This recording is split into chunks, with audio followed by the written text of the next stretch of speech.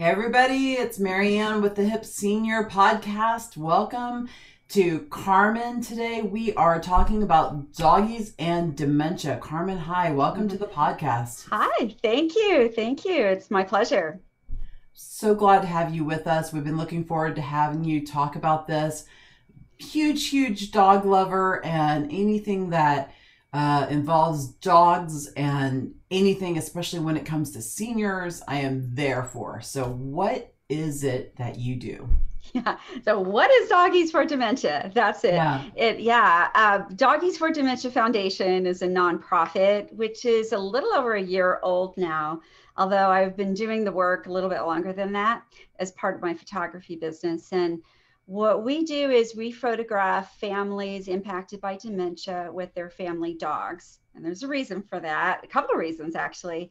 And then so the families are gifted the photo session, and I come back a couple of weeks later and give them the photos and prints, and also like a video slideshow. So if their loved one has always there's really interesting video footage, and I combine it all. And dogs are a great equalizer for people. We're all like little kids sometimes around dogs. And what I found was I was writing a book about families impacted by dementia, and I followed about 13 families for about 2.5 years. And the ones where dogs were included in the photos were just more candid and more joyful, and people weren't worried. Pretty much they pretty forgot I was there taking pictures, right? Which is a blessing. And then I also realized when our goal is to raise awareness, and families join us on that. And as I'm sharing their stories and the images, the ones with dogs, people, they're like swiping by pictures of people, and there's a dog, and it's like, oh, and they'll read the story. And I thought, well, that's how we teach people more about dementia, and because the dog draws them in. And so not only is it a great experience for the families, it helps with our mission of raising awareness. So, what got you started in that? Interested in dementia and the whole Yeah. cause of that to begin with? Was there more backstory behind just that? Oh, yeah. Yeah. So I've been a nurse and a nurse practitioner for over 40 years. I want to say now 42. And the last decade or more was in senior care. I specialized in geriatric, basically. So I did some house calls as a nurse practitioner. I go see people who couldn't make it to the doctor's office, and also neurology. I worked in neurology clinic toward the like the last 4 or 5 years, and I saw a lot of people with dementia. That was our specialty. And in talking with the families, and I was really fortunate to work in a fantastic place where at Seton here in Austin, where if I needed 30 minutes, I needed 45 minutes. It wasn't a problem. I was able to book appointments, and I thought I learned a lot about families then. And I even then I thought, someone needs to tell these stories. I think the world would be a whole lot less petty place, and would be a lot more warm and kind to families if they understood. Right. Um, and as I chatted with families to write this book, because I did end up doing that, and I thought, well, I can't do it without photos. And one common thread with every family member was the isolation and loneliness they experienced, the stigma. Some were afraid to speak up, say anything about it. Others said their families and friends just stopped coming because they said, well, we want to remember them the way they were, or I don't know what to say, so I'm not going to come. And I thought, well, people just don't know. And that which we're afraid of, we back up. Right. And I thought, well, what do we do to how do we do to change this? How do we educate the public and make it a kinder world? And I thought back in my early days of nursing when breast cancer was, women struggled alone, and you didn't talk about it. It was the C word. You never said breast out loud, and it was a real big stigma. But what happened was women started sharing their stories and talking about it out loud. And pretty soon we learned about it and could support people. And I thought that's what needs to happen with dementia. We need to make it where where so many people are challenged at home and are being caregivers who've never been caregivers before and are really feeling the pinch. Like, yeah, the world could be a whole lot more kind and compassionate. And so I sought out to do that. And being a dog lover and then using the photography, that's my tool, and blog, podcast, you name it, we're out there.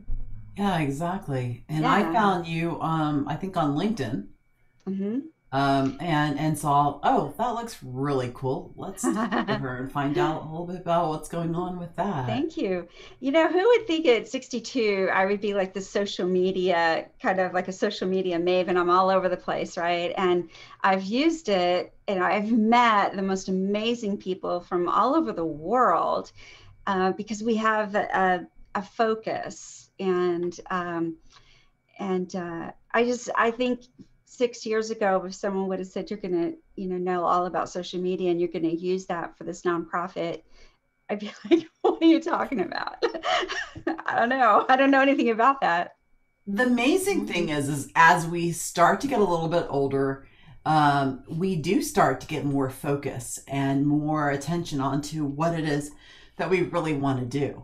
You know, Mm-hmm. when we're younger, we're busy raising kids, and we've got, things going on with us, but things going on with them, and our focus is a lot on them, and hey, mom, I Yeah. need, cupcakes for tomorrow's event at school and all this stuff, and you never know what you're going to be juggling. But then as you start getting into your 50s and 60s, you're like, you know what? I want to start doing things that really excite me as I'm getting into my older years. What turns Yeah. me on as a Yeah. human being? What turns me on to different events and to bigger social causes that I can make a difference in? Yeah. Yeah. And funny thing, I mean, I remember this so crystal clear. I just thought, people were saying, well, what's your point of view? What do you want to do? And these big questions that I had never really asked myself. I went to work every day. I loved what I did. I was really good at it. But when I looked at myself in the mirror and looked at my eyes and go, what do you really want to do?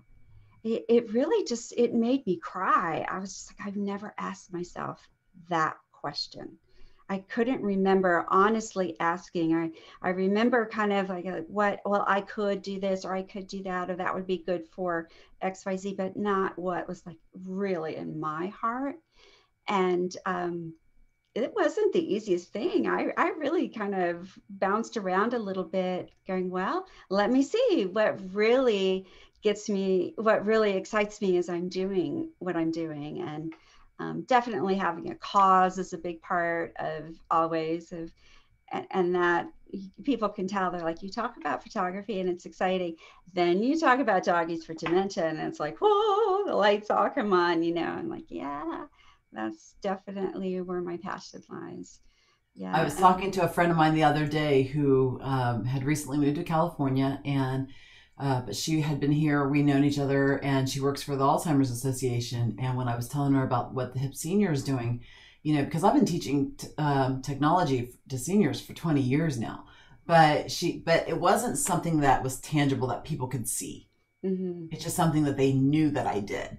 But then when I started the Hip Senior, all of a sudden, there's websites and there's the directory and all that kind of stuff, and people can actually go in and see it. And then when they talk to me about it and they see how excited I always am about it, they're like, oh, okay, it's something tangible. Look how excited she is. I mean, I get excited about teaching seniors, but it's fleeting. It's hey, I worked with a senior last week, and then I move on to the next person. But the directory is just, it's out there with the social media. I got divorced and went back to school for digital community. Just went brain dead. Uh, Digital marketing, and so I've been using that, to further along other people's businesses and be able to help people, like you, and being able to go out and do that with so many different businesses. And then the stuff that I've learned about seniors and dementia, and working with different causes for different seniors and stuff like that.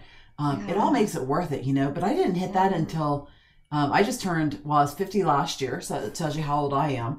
And it was okay, I'm getting older. What's going to get me out of bed every morning? Mm-hmm. Mm-hmm. So Mm-hmm. I totally get that. It's just a Mm-hmm. matter of what can help other people and what makes you happy to get up in the morning and move forward in life. So, Mm-hmm.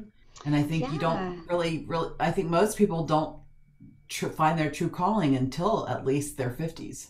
Yeah, I wonder about that. Especially, I want to say, especially women. I don't know about men because I haven't been one, but for women, we have our roles that we play throughout our lives, and especially if you have children, then there's that family and the motherhood role, and even then, I have grandchildren now, and there's that role too. But it doesn't mean that that's all there is, and Right. but the primary focus being like, well, what do I want? And how many others how many people have never asked themselves that, really, frankly, asked themselves that. And then when I started looking, I thought I had no idea. And things have even changed in the last 6, 7 years as far as social media is concerned, and all of the, as you know, the tech things are just, it's just the opportunities and the options are just never ending. It's just I don't really know if I would have thought about this in my 30s, if it's something I could have done, not the way that I do now. Yeah. You know, not the way I do now, because I can reach a whole world from in front of my computer. And So how many photo shots have you done? Do you know? Do you for know what that Doggies number for is? Dementia. Yeah. Oh yeah. So in the beginning, it was a part of my. I have a for-profit photography business called Carmen's Legacy Productions, and I always gifted these photo sessions for families impacted by dementia. So that was really the beginnings of it.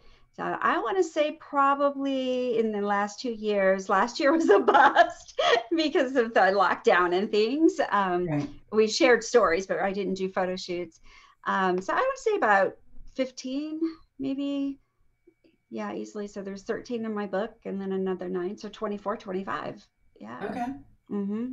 What Yeah. does it look like moving forward now that, things are starting to open up again and people are Mm-hmm. being able to get back into the senior homes and visit with their family members? Yeah. Yeah. Of all times, I think the importance of having those photographs and those experiences that create the memories for families are even more and more important than before the lockdown. I mean, so now our push is we are saying, okay, this is what we gift to families, and we are funded with donations and sponsorships and things like that. And it's just to let people know what we do, how we do it, and that it is, in fact, there's no cost to families. And that's one of the things I hear a lot. People say, "Oh my gosh, but it's going to be too expensive." And I, no, it's not. It's free for families, and I'm not going to budge on that as part of the Yeah. nonprofit. And also for people at home, I think family caregivers are everywhere, and it's a tough, tough road that they go. And I go wherever families are. And the next step then is to teach others who would like to. We want to spread Doggies for Dementia across this country, at That was least, going to be my next and maybe question. more. Yeah, yeah. So I'm putting together a training program for. It doesn't even have to be people who know a lot about photography, but someone who's interested, who that I could help train and teach what they need to know about dementia, and then about photography and dementia, so that we can have our program available across the country.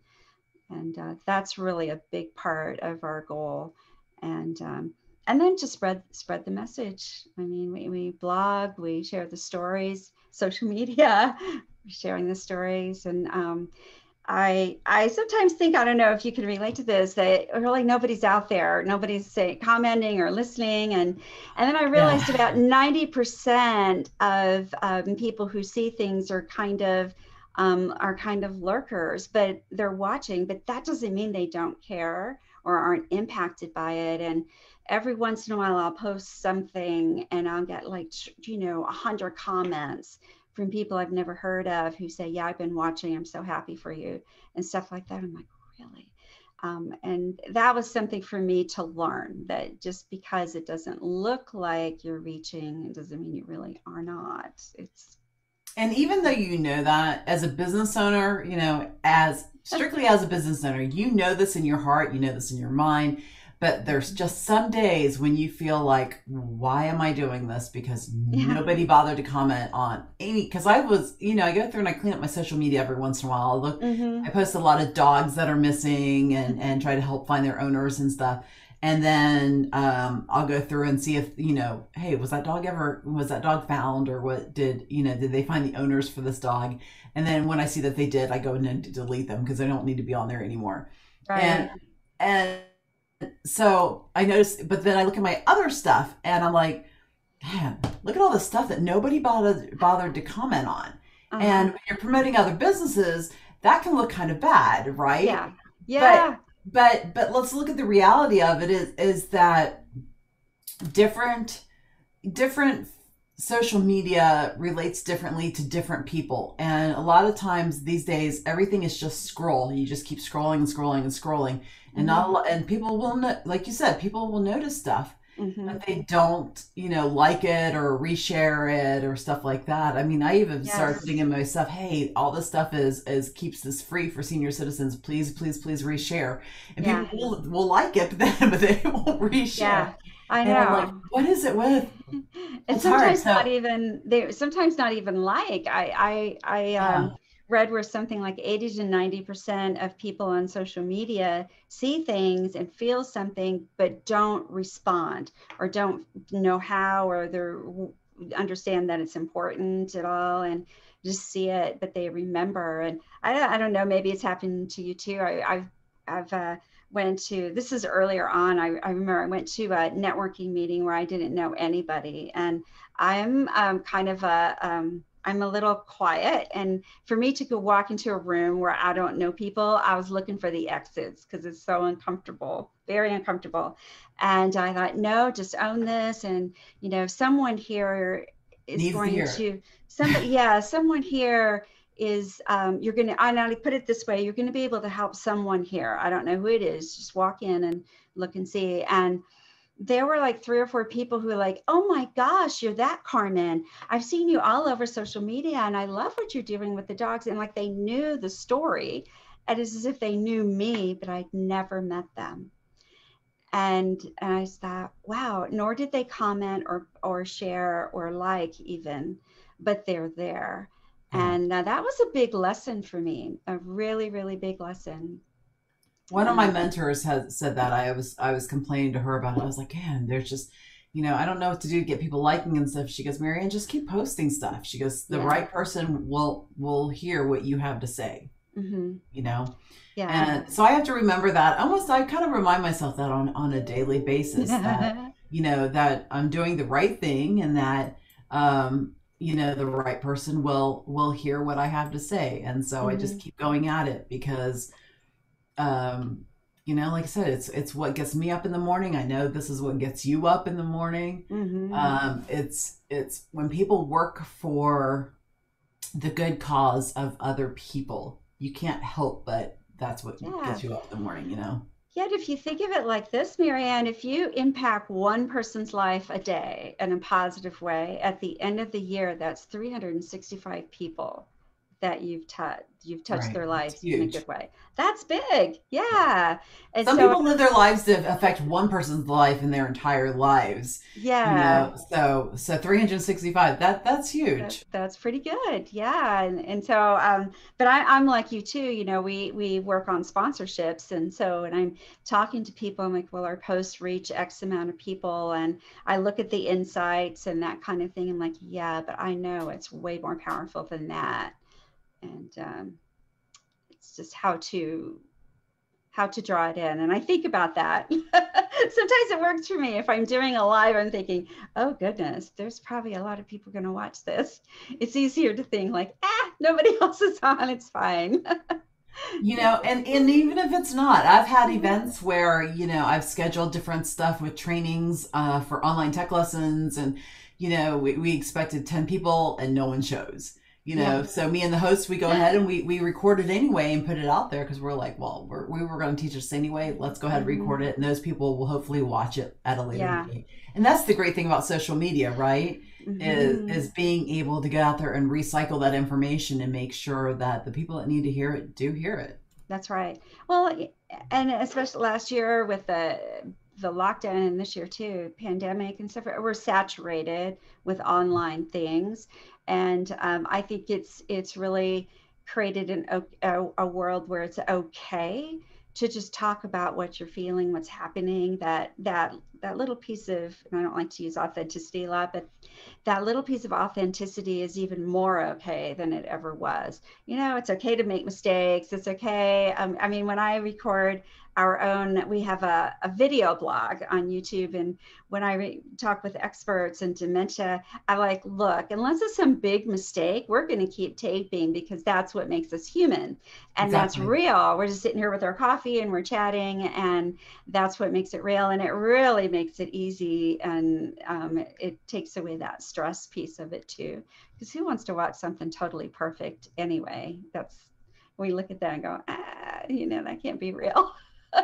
Yeah. That's why I rarely ever edit. That's why I hate it. First of all, it's a time consuming, right? Yes, And yes. second of all, it's like you said, it's not as authentic. It's, Mm-mm. when we have these conversations, it's just us and you and me Yeah, talking. So, yeah. And I loved watching when newscasters on the national news and things, when they were at home and the cat would just walk by or the dog would pop up and bark. And I thought, now that's real life. And the kids it's would come really, running in diapers. yeah, yeah. And it's endearing because Mhm. it's like, oh, okay, they're just like us. Yeah, it makes That it I can human. relate to that. Hmm. Yeah, Yeah, exactly. That's yeah. something lately that I've been telling people with that are members of the Hip Senior is like, okay, so, when you were at a certain level, you can do an article every month. And I was like, it doesn't have to be an article about dementia every month, or it doesn't have to be an Uh-huh. article about cooking every month. What about maybe, behind an article or a video blog, video posting about behind the scenes, what it is that you're into, or Yeah. I keep telling my people that I've got two travel agents on there right now, and I'm like, instead of just always talking about where people could go, maybe post about where you went, where some of your best Yes. vacations have been, or about the people that you met. Hmm. We've got a new person that's about to do food stuff. She's a at-home chef.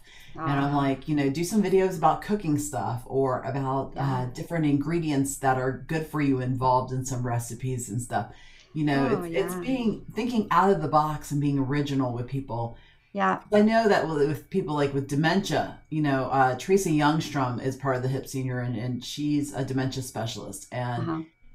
there'll be like clients that I'm working with or family members and stuff, and she's just like, Marianne, just think of it this way, and sometimes it takes other people to see things that maybe you don't see Oh, to that's help so you true. think out of the box about different stuff. Oh, that's why it's so good to have a mentor. You mentioned mentor or coach, someone, because what did someone tell me once? You can't see your own eyebrows. You can't see it. It's like right in front of you. And Yeah. they mention it and like, yeah, why did I not see that? And it's so simple. And yeah, totally right about that. And I think you mentioned it too. Behind the scenes is those are my more popular videos. And part of why I always have a video camera going for the Doggies for Dementia.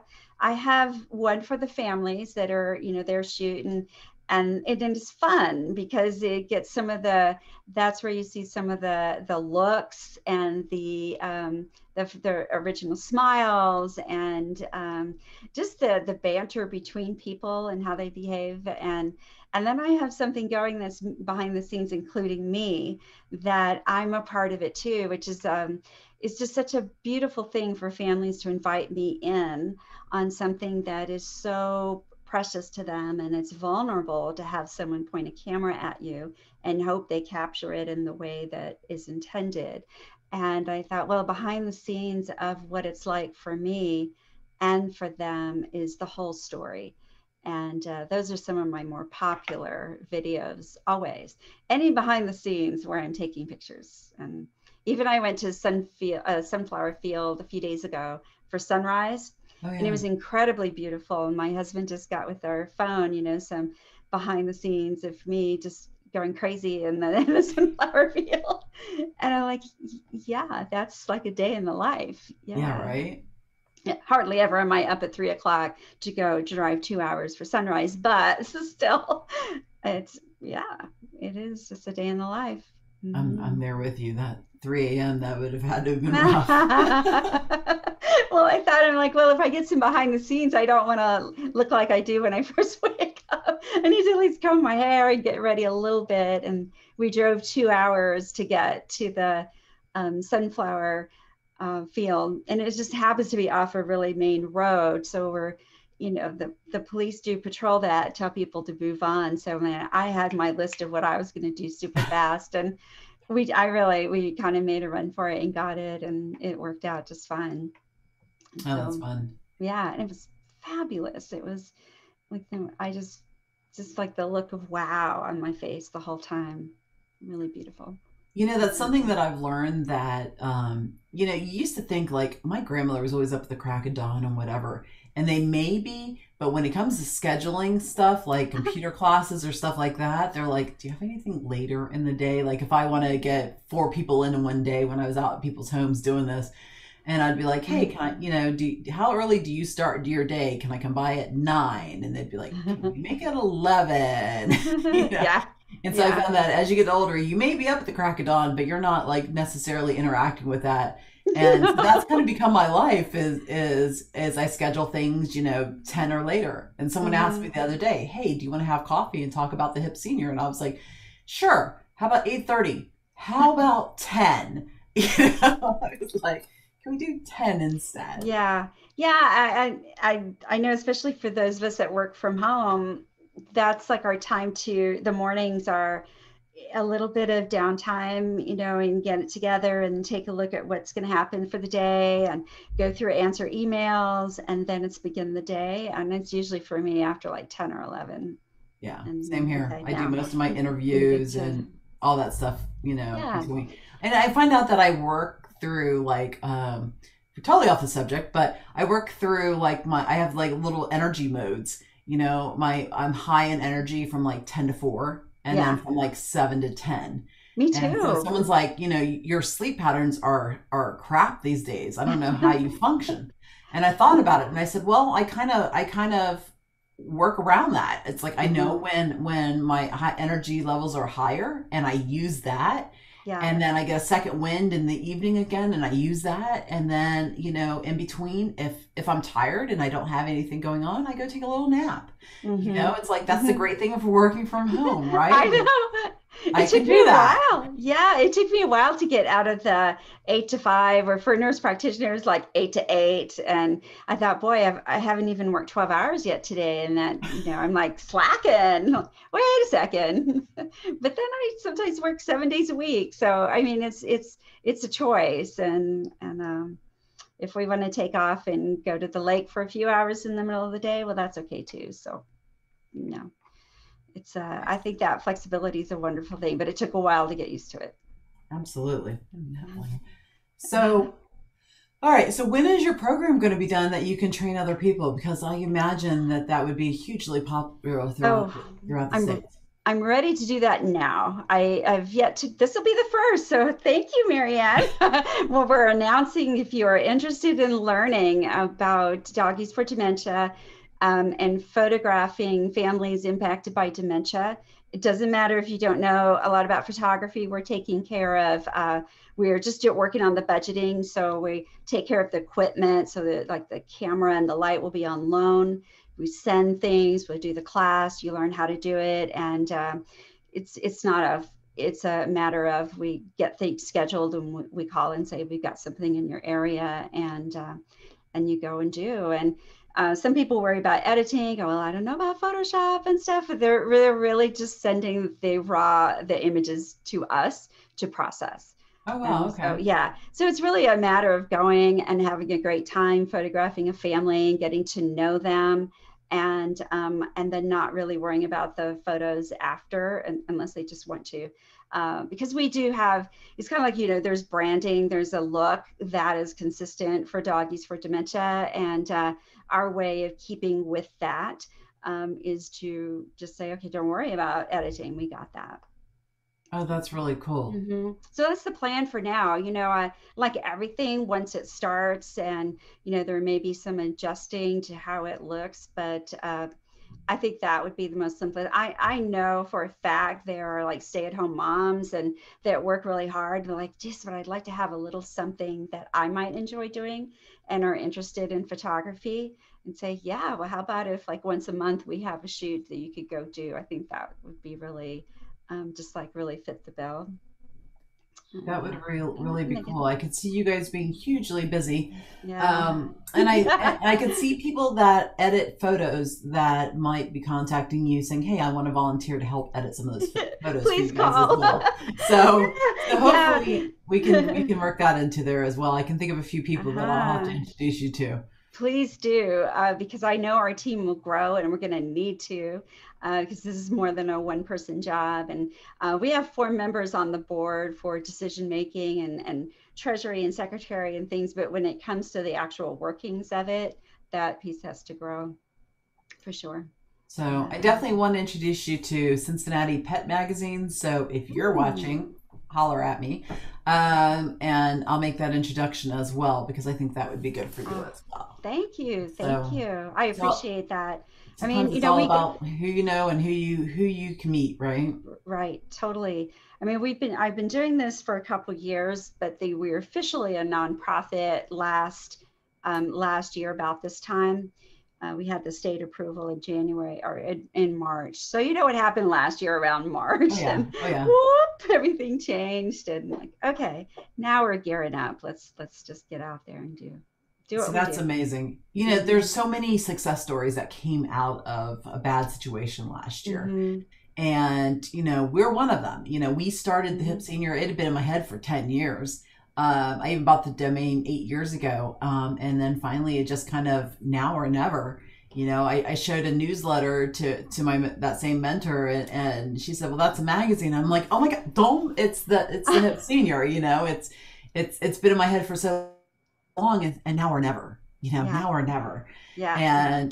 And so it was now. So June is actually our 1 year anniversary as well. Oh, Uh, congratulations. thank you. Yeah. And the directory started in January, so that anniversary is coming up in another 6 months here. But you know, it's just a matter of, like I said, of bringing businesses together with seniors to help make a safer shopping experience. Whether it's, you know, finding a pair of shoes or a photography service or Mhm. you know, a new place to live. It's whatever they're looking for. You know, we're Yeah. hoping to provide a safer experience than going to some of the bigger websites I won't mention, and where anybody can be on there, right? So we know Mhm. exactly who's going on. That's So cool. before I give you my last thoughts on that, um, can you think of one photo experience that you've had that stands out among any of the others Mm. that you can share with us? Yeah, so they're all special for Yeah. sure. November 2019, Alzheimer's Awareness Month and things, I um, was given the name of a family who might be interested in, she was the woman was in memory care, but did really well. And her daughter was in Alaska. So she was coming for November, and we emailed a little bit, and she said, yeah, I think I would really love this, and my mom would probably enjoy it. Now as it got closer, I just planned the typical, I'm going to go do the shoot, we've got a dog, I'll come back a week later, it's a reveal, show you your photos and video, and I also photograph that because that's special too. And as it got closer, though, this was Carol, her daughter Robbie called and said, out of the blue, Mom said she always wanted to be a movie star, and I never heard that before. I'm like, interesting. And at this particular location was at the Legacy in Georgetown. They had a beautiful media room with the big screen and seats to sit in. And I thought, Carol's not going to know that she is a social media star for Doggies for Dementia because she's not on the computer. But what if we plan to show the video and her images in the media room? And that turned into a red carpet event. It turned into more like an Oscar night. I had a little Oscar statue for her, and some of the men wore top hats that escorted the ladies into the media room, and we invited the whole community. Oh, And wow.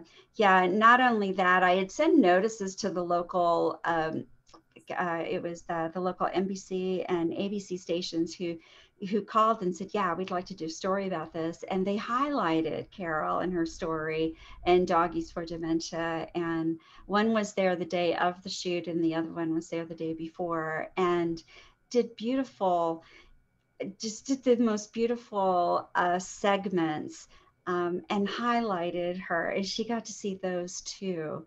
And the video piece of it, when she was getting her hair done, I was talking to her and things, and she had things to say that her daughter had never heard her say before. And she had commented on what it was like when her daughter went off to college, or her first job, and she started to cry. And her Oh, daughter said she never even knew it impacted her like that she felt that way until she watched that video. And she said, I would have gone my whole life not knowing. I'm 65. I would have gone my whole life not knowing my mother felt that way. And it was just like, I don't even know how to explain the raw emotion. emotion. Yeah. The Oh, raw yeah, emotion from that. Yeah. very, very. And the knowing that impact. So I was feeling like, oh my gosh, if in that situation, if that was me, and I learned something that I'd never known, and in fact, had thought the opposite all along.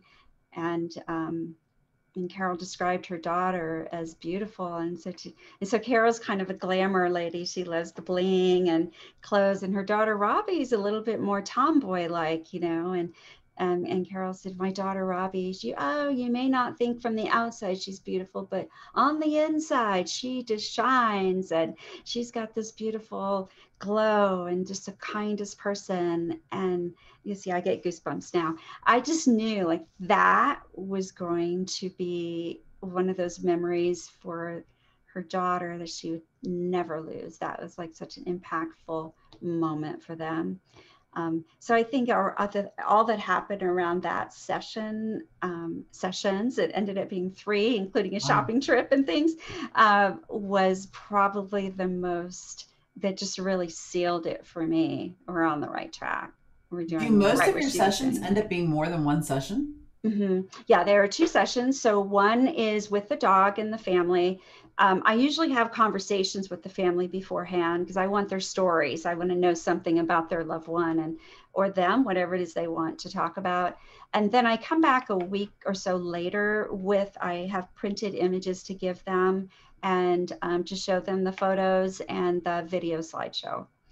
And so usually it's on my laptop, but I photograph and video that because sometimes those are some of the most, I don't want to say just emotional, but they're the most candid type responses when people see themselves in photos and their families, and it's fun, and there's some laughter there, laughter and tears. And I thought, yeah, I can't just not photograph that too. It's part of the whole thing.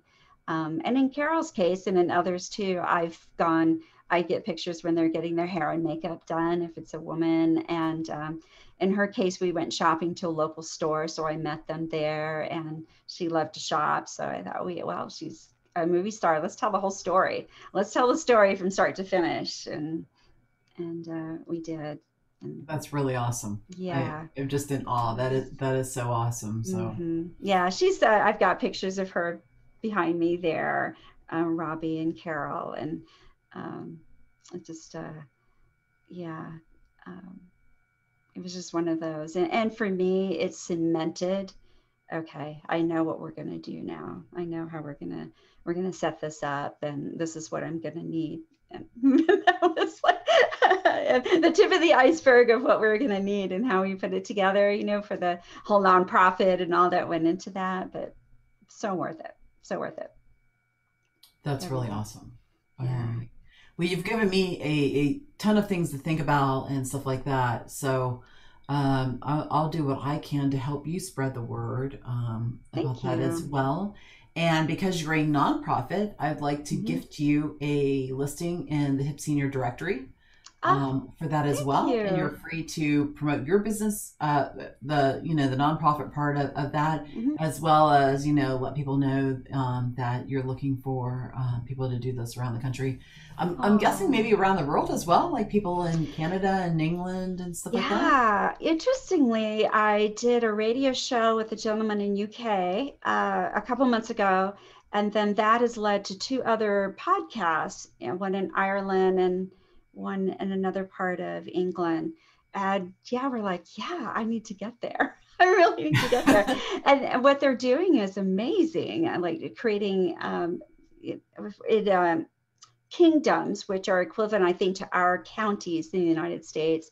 And they're helping to make their towns dementia friendly and how they're doing that. And so they're just like, when are you going to get here? We know families that would love to do this. I'm like, yeah, let me just look that. Let's just plan our trip because I really see it going international and um, that just hadn't even it just blows my mind to think about it. And, That's really definitely awesome. I local. wish I was doing this. Yeah. I spent 6 months in the United Kingdom with my daughter when she was 15. Ah, I wanted her to learn that, that other places mm, exist and yeah. that people think differently than all Americans do, Mm-hmm. and that things are done differently and stuff like that. We had a really, really great trip and a really great learning experience out of it. I We stayed bet. in people's homes while they were on vacation. Ah, Um, and so it was an interesting learning experience really for both of us. I And bet. I had been over there a couple of times, but I wanted her to go at the age of when I first went. Mm-hmm. And so I wish I was doing this then because I would have been, I would have gone and found all those people like that or whatever. So at least now I'm doing Yeah. it. So, Yes, you bet. You all bet. right, And Carmen. yeah. Yeah. I'm sorry. What were you going to say? I was just going to say one thing, and in closing here, that I know it sounds kind of odd to say we want to photograph, and even at a time that's so challenging for people with dementia. And some people will ask, do you really want to memorialize that? Do you really want to create that as part of their legacy, their stories? And I go back to each time I spoke, and it reminded me because I spoke in London 2 years ago, and um, invariably, there were always a few people that are really crying hard. And my first thought was the I didn't think the pictures were too emotional, but maybe so. But each time they approached me and said it was all regret. They're like, I wish I would have thought about this when my mother was still living, or for my father, or I wish that this was different, that we could go back in time and do this for my family. And I think that too was part of what cemented for me is that um, I'd love it with no family to regret not having that experience that they would like and those photos to remember their loved one. Even during that difficult time, it's a part of their lives and it's not something we can just X out and pretend like it didn't happen. And it's an important part of the lives too. And people need to, it's amazing what Teresa Youngstrom and I recently did a class about dementia and music Mm-hmm. therapy, and bringing up memories using music and stuff. And so she taught the stuff about the benefits of music, and then I taught actually how to play like a playlist and stuff on Uh-huh. Spotify for people. And one of the things that we talked about was creating these playlists yourself when you're first diagnosed or even before then. Just Uh-huh. keep a playlist of music that you like and enjoy, Yeah. so that if something were to happen to you, then you've already got music that people know, oh, she created this playlist, she's going to really enjoy it. Mm-hmm. And or even as you get older, have someone help you do that and say, hey, do you like this music? And then also letting them know what you don't like.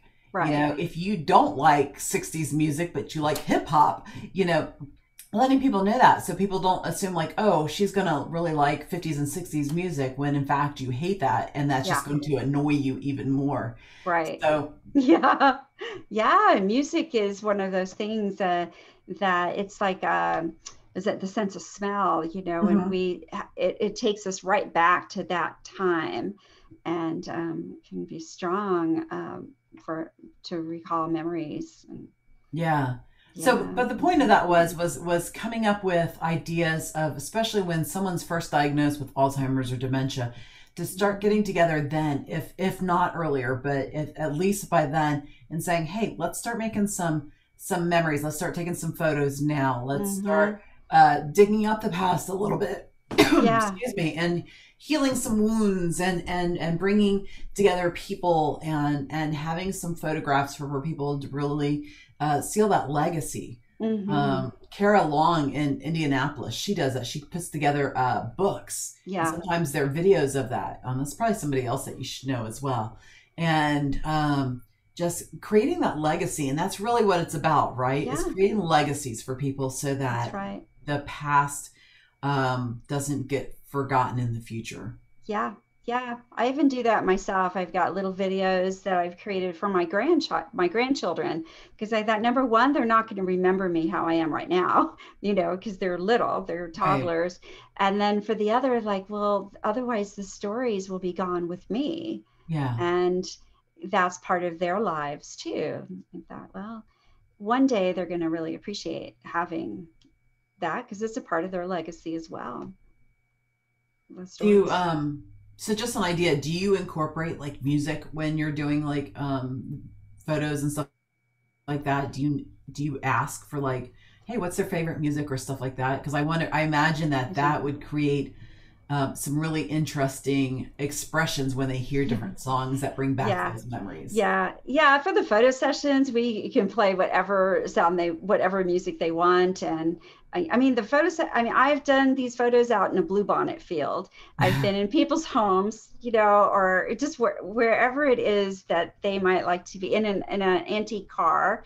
I mean, it's what makes people, what is their thing, what's unique to them. And the video slideshows are all to music. So there's music playing there. So there has to be some royalty free and things like that. But I really do try to capture what fits their story. Um, and Interesting. also, yeah, each one is very, very unique. I mean, the actual steps of it, Right. but of course, they're as unique as people. So, mhm. Flavor of life, right? Yeah. All right. I must want to call you Carol. Sorry, Carmen. That's okay. I did talk about Carol. Yeah, and Yeah. one of my mentors' name is Carol. So Carol, Oh. Carol, Carol.